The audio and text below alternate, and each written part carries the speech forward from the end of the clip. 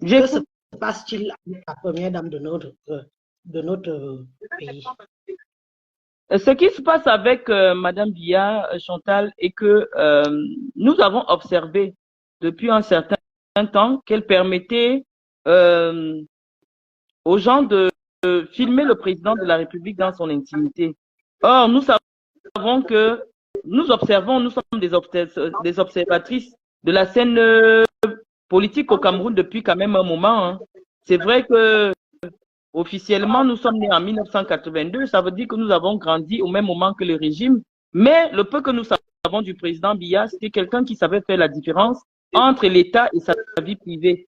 Et donc, il a toujours montré une stature d'homme d'État, une stature d'homme qui fait la différence entre sa vie privée et sa vie publique, un homme qui respecte les moments de souffrance, qui est toujours en communion avec les Camerounais quand il s'agit de traverser des mauvaises périodes. On se souvient du président de la République lorsqu'il est parti rendre visite aux familles qui avaient perdu les leurs dans l'incendie de Sam. Le président a toujours été quelqu'un, quand il avait l'énergie, qui savait se montrer solidaire des Camerounais. Et donc, à un moment donné, nous souvenons en décembre, la première dame du Cameroun, alors qu'il venait d'avoir la catastrophe de Bankolo, elle a publié sur les réseaux sociaux des images d'elle en train de sabrer les champagnes avec des amis. Nous ne sommes pas intervenus, on a quand même pensé que c'était indécent parce que nous savons que le président de la République, quand il avait tous ses moyens, il n'aurait jamais toléré la diffusion euh, d'images aussi légères de la première dame du Cameroun.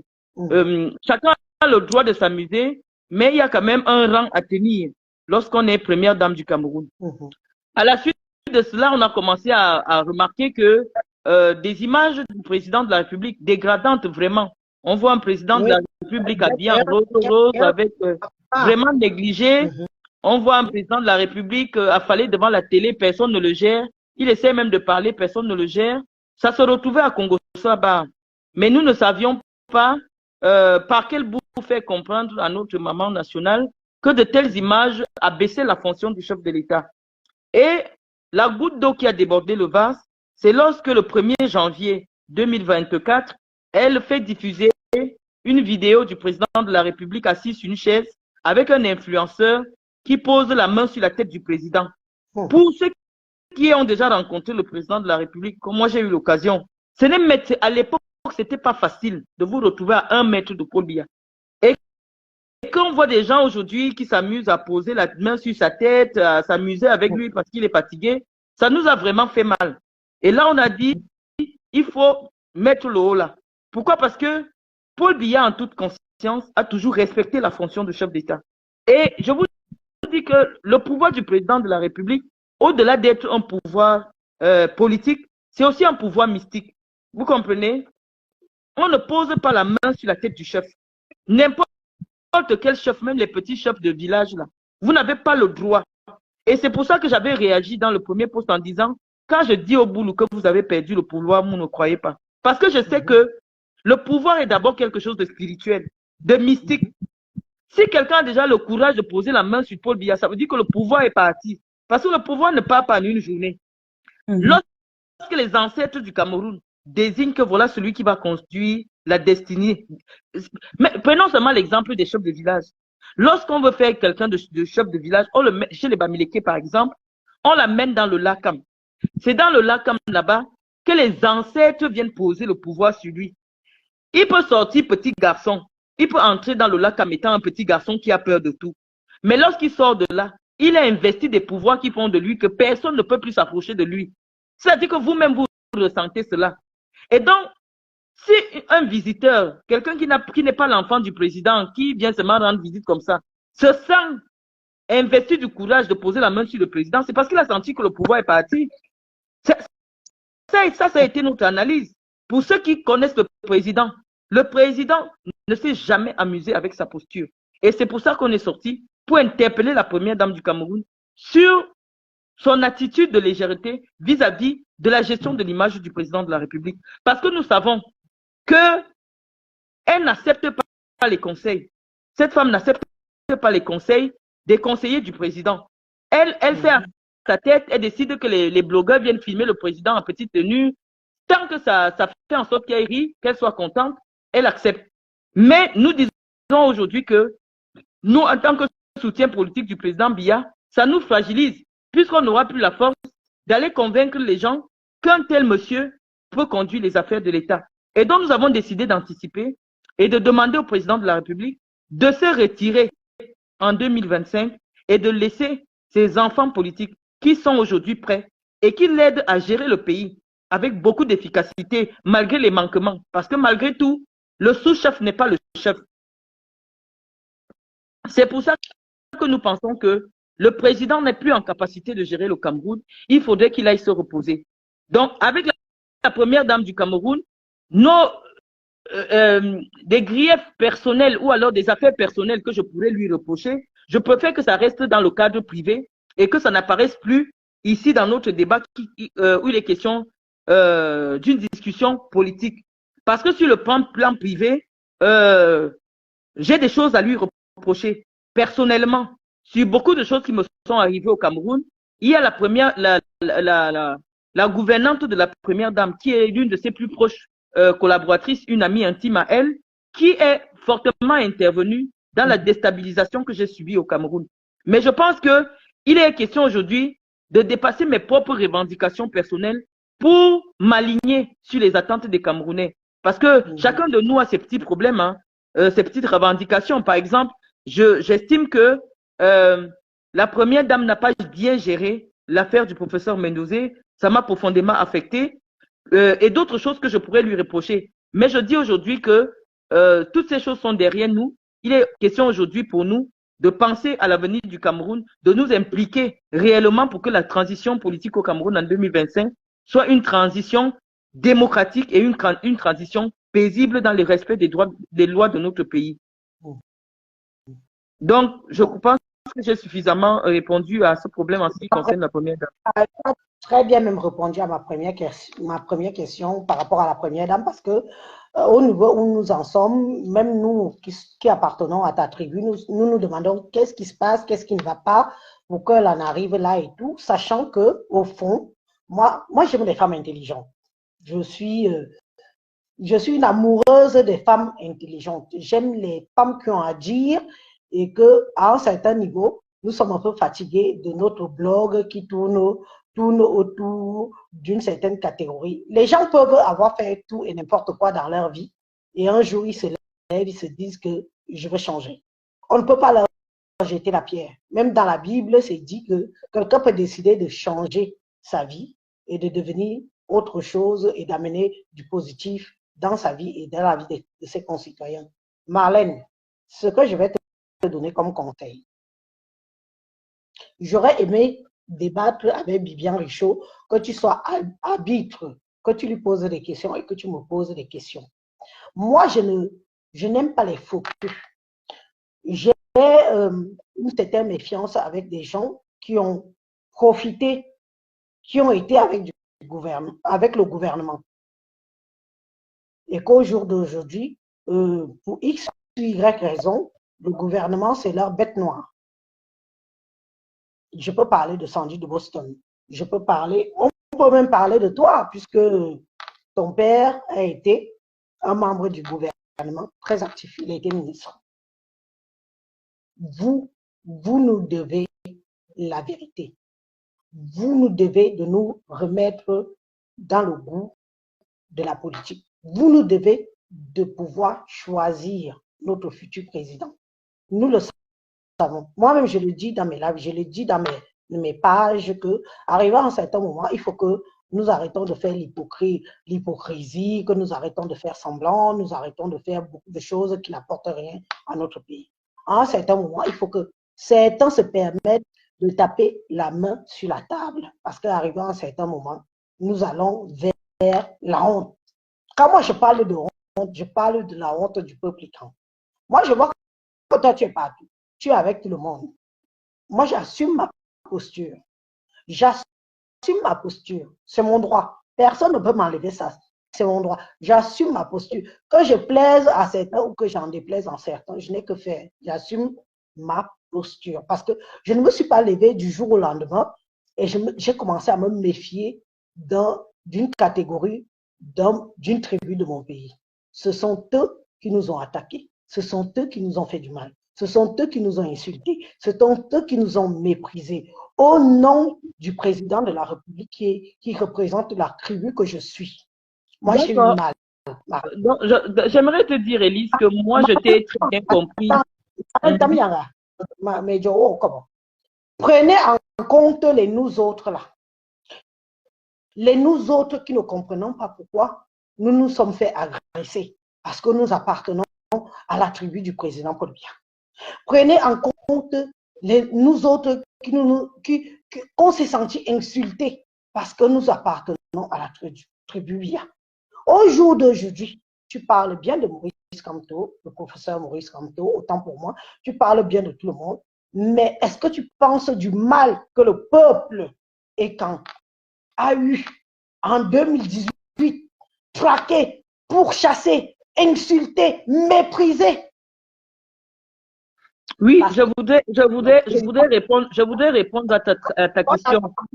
Parce que le président Paul Biya est au pouvoir et qui représente ma tribu. D'accord. Je veux répondre à ta question de manière aussi simple, sans trop intellectualiser. Je vais te dire que lorsque Dieu choisit parmi ses enfants celui à qui donne la responsabilité de gérer l'héritage commun, même un père, quand il choisit son héritier, il va chercher celui qui est le plus tolérant, celui qui va accepter toutes les insultes, celui qui va encaisser tous les coups. Et donc, ce n'est pas pour rien que Dieu, parce que moi je suis croyante, a donné aux Ekans 42 ans de pouvoir. C'est-à-dire que Aïdjo, à qui les Blancs avaient donné le pouvoir, a fait à peine 22 ans. Mais Dieu a donné, parce que même si Biya est fort comment, s'il n'y avait pas la main de Dieu, il ne pouvait pas faire plus de 40 ans au pouvoir. C'est parce que Dieu sait que le peuple Ekan est un peuple tolérant. Le peuple Ekan, c'est un peuple qui sait donner aux autres, quitte à ce qu'il reste sans rien pour lui-même. Ça, c'est la particularité des Ekans. Et donc, nous disons que lorsque le peuple Ekan va décider soit de remettre le pouvoir, soit d'opérer une transition interne, c'est-à-dire prendre le pouvoir des Boulous et donner peut-être à un Nanga ou un Akono-Linga, nous allons le faire de manière pacifique parce que non seulement nous avons la maturité, mais nous avons aussi, oui, nous avons la maturité, nous avons aussi l'onction de Dieu. Quelqu'un qui craint Dieu, c'est que Jésus-Christ a dit, si quelqu'un te gifle sur la joue droite, tends-lui la joue gauche. Et donc le peuple Ekan aujourd'hui doit savoir qu'il a été le peuple élu par Dieu pour diriger le Cameroun pendant 42 ans. Et donc, c'est la raison pour laquelle les Ekans doivent être les plus tolérants. Les Ekans doivent être ceux qui seront les premiers à pardonner aux Bamileke pour toutes les autres. On sera tolérant jusque quand? Mais toi, nous aussi, on a des enfants. Nous avons oui, je suis d'accord. Je suis d'accord. C'est pour ça que je dis que nous avons la responsabilité de remettre le pouvoir dans le calme. Les enfants qui viennent derrière Malène. Non, je dis ceci. On ne s'est pas compris. Je dis ceci. Je dis ceci. La tolérance des Ekans a fait que quand on arrive dans toutes les familles Ekans, il y a des enfants qui ont du sang Bamileke. Vous comprenez un peu? Moi, je dis, lorsqu'on prend les familles élargies des Ekans, la façon dont nous cohabitons avec les Bamileke ne peut pas être la même au nord du Cameroun, par exemple. Alors que la façon que nous cohabitons avec les Bamileke, qu'on soit méprisés, insultés, dénigrés, mais c'est pour ça que je dis que nous avons la responsabilité d'être les plus tolérants. Nous avons la responsabilité de remettre le pouvoir. Nous avons oui, je dis que nous avons la responsabilité de remettre le pouvoir que Aïdjo nous a remis en 82 dans le calme, dans le respect dans la tempérance. Ou alors, du moins, s'il y a l'un parmi nous, il y a quelqu'un parmi nous encore qui est en capacité de prendre le relais de Paul Biya, que nous expliquions aux autres Camerounais, dans le calme, dans la tempérance, dans la tolérance, pourquoi c'est l'un des nôtres qui doit continuer le travail de Paul Biya. L'invective aujourd'hui n'est pas une solution. Les insultes, le combat dans la violence n'est pas une option en 2025. Donc nous disons que, on dit souvent que on y ne fa son beaucoup, ouais ne bo, hein, ouais ne bo voilà. Ça veut dire que si nous voulons conserver le pouvoir, c'est à nous d'être les plus tolérants. C'est à nous d'être ceux qui acceptons les coups sans répondre. Et donc, la stratégie politique des écrans en 2025, s'ils veulent encore que l'un de leurs fils reprenne le pouvoir, que ce soit Franck Biya, que ce soit Ngongo, que ce soit Moutazé ou quelqu'un d'autre, ce sera de se montrer les plus tolérants. Parce que les autres en face sont prêts à mettre le Cameroun à feu et à sang si ça ne peut pas comme eux. Pourquoi ils ne mettent pas? Ça veut dire que personne ne les suit dans leur folie. Mais c'est pour ça qu'ils n'arrivent pas au pouvoir. Donc, nous n'allons pas nous préoccuper. La vérité, Malène. Car le Bebela, c'est quoi? J'ai déjà dit ceci, Élise. Élise, j'ai dit ceci, que le temps, en 2025, l'élection ne peut pas être une élection de violence parce que tout le monde va perdre. Les Blancs sont prêts à venir imposer leur volonté. Si vous, Camerounais... On te dit qu'ils écoutent tout, ils comprennent tous le bon français que tu parlais là. Qui ça? Moi, je dors sur tes paroles. Tu dis ceci, tu dis cela, que non, ce n'est pas comme ça, vous ne devriez pas vous y prendre comme ça. Est-ce qu'ils écoutent? Mais c'est leur problème. Oui, c'est pour Malène, ça que je dis, c'est leur problème. Le président Paul Biya pourrait venir se faire agresser en Europe parce qu'il appartient à la tribu. Oui, c'est le passé, mais c'est la responsabilité. Oui. Ne passez pas facilement le passé au passé. Nous disons que nous allons construire un Camerounais, un Cameroun nouveau. Nous voulons construire. Pas subi, mais taïté, ndiarité, ou soignité, ou samité. Bibi n'a subi. Babia, je suis un enfant de Paul Biya. Je suis né quand il a pris le pouvoir. J'ai connu que lui. Du jour au lendemain, je me fais traiter de tous les noms d'oiseaux parce que le président de la République du Cameroun appartient à ma tribu. Mais vous savez le traumatisme que ça a créé sur beaucoup d'entre nous? Malène, c'est pas grave. C'est pour ça que je sais que. Et si tu m'as écouté hier, Élise. Le mal qu'on a subi, nous avons fait quoi, Marlène? Nous avons fait quoi? Le peuple écan a fait quoi pour mériter ce mépris? Oui, je dis que je suis d'accord avec toi, mais je te dis que chez les Boulous, on dit ceci, que le doigt qui veut enlever le fausse dans le palmier doit être souple. Parce que nous savons qu'en face de nous, nous avons des gens intolérants, nous avons des gens agressifs. Nous disons que en 2025,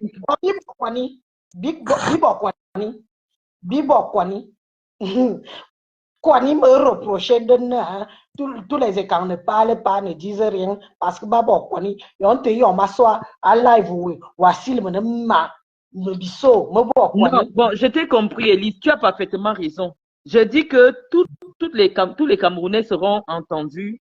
On a pris l'initiative aujourd'hui dans ce live de commencer à écouter les sensibilités. Je te donne ma propre position. Ta position, je la respecte. Mais nous n'allons pas tuer tous les Bamileke. Nous n'allons pas tuer tous les Bamileke. Non. Nous, je prends ce que je dis pour un affront. Mais je te dis mon mal-être. Je te dis pour mon mal-être-là, je le comprends. C'est pour ça que je te dis, nous devons avoir plutôt un discours. Il devrait prendre ma situation très en compte. Moi, personnellement, je la prends en compte. Mais si tu peux nous permettre d'expliquer, est-ce que tu peux me permettre de m'exprimer sur cette question précisément? Sur la question des Bamileke. Je vais te faire comprendre que les Bamileke sont des gens qui aiment beaucoup les écans. Et les Bamileke, pendant longtemps, se sont construits en ayant pour référent les Ekans. Mais les Bamileke ne comprennent pas pourquoi nous estimons qu'ils ne sont pas encore en capacité de gérer l'État. Et ça crée beaucoup de frustration en eux parce qu'ils estiment qu'ils ont déjà tout fait pour nous ressembler. Donc, moi, je pense que nous devons avoir un discours de tolérance vis-à-vis de ce peuple qui demande à appartenir pleinement comme des enfants de la République. Nous ne pouvons pas ignorer les frustrations des Bamileke. Pendant longtemps, au Cameroun, on savait que dire à quelqu'un que tu es Bamileke, ça veut dire que tu es idiot. Dire à quelqu'un que tu es sale comme une Bamileke, tout ce qui était négatif, le Bamileke était le référentiel de tout ce qui était négatif. Ils ont vécu avec ces frustrations-là. Ils ont vécu avec ces insultes-là. Et donc, c'est en 2018, le fait que, pour une fois, les Bamileke présentent un candidat qui est crédible, qui est sérieux, et que ce candidat échoue uniquement parce qu'il est Bamileke, ça a créé beaucoup de frustration.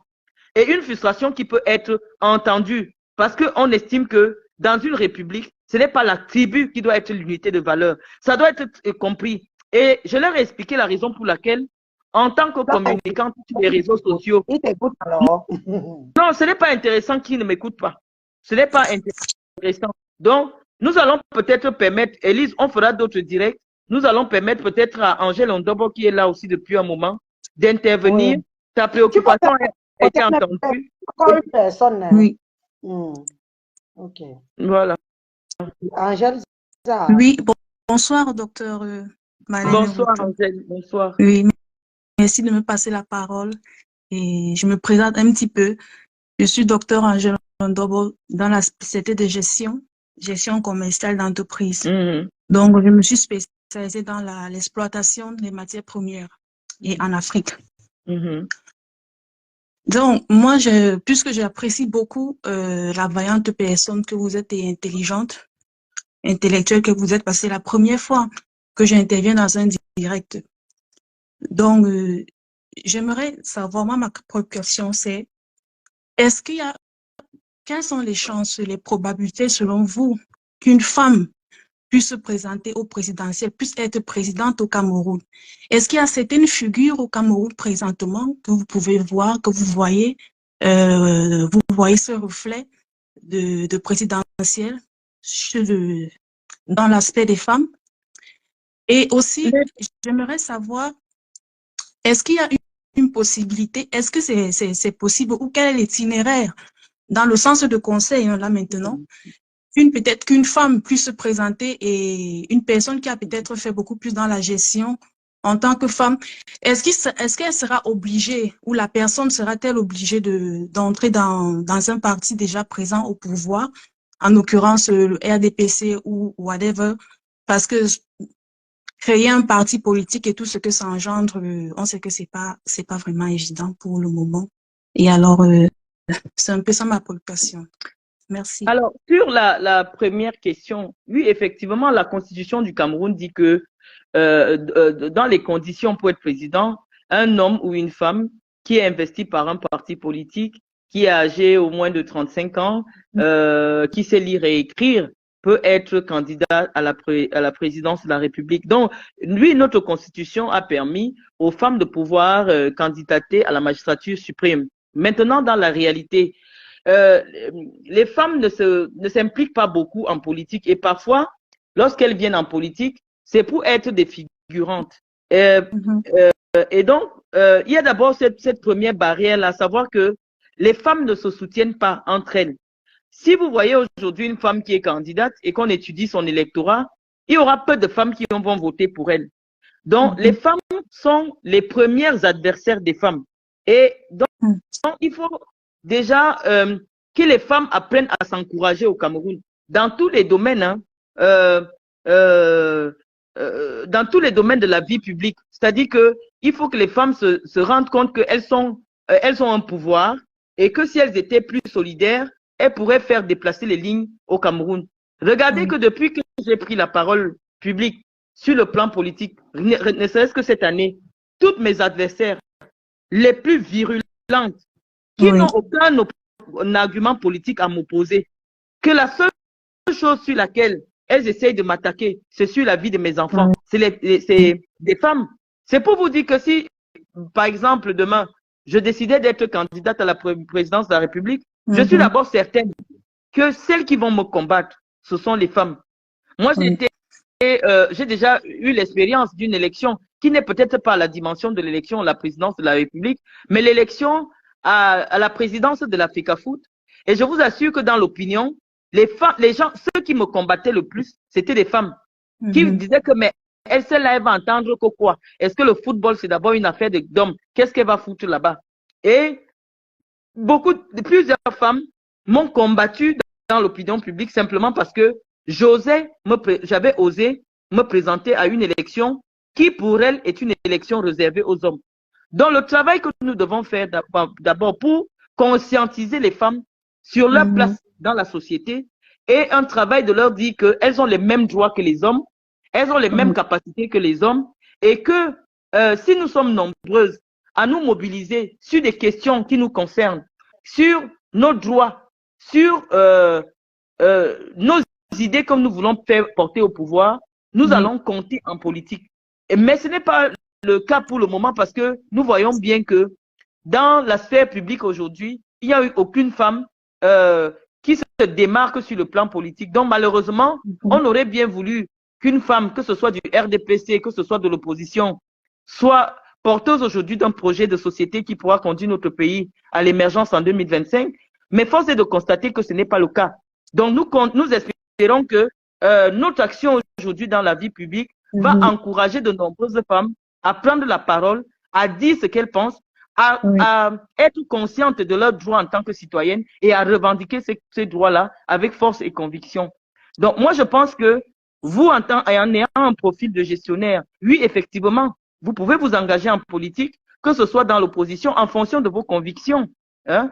Et si vous estimez qu'aucun parti politique aujourd'hui ne promeut les convictions qui sont les vôtres, vous êtes en capacité, la République vous donne le droit de créer votre propre formation politique et de vulgariser vos propres idées politiques. Et donc, je vous encourage, si cela est votre ambition, d'être une figure de proue de la politique et de porter l'opinion des femmes camerounaises le plus haut possible dans le débat politique au Cameroun.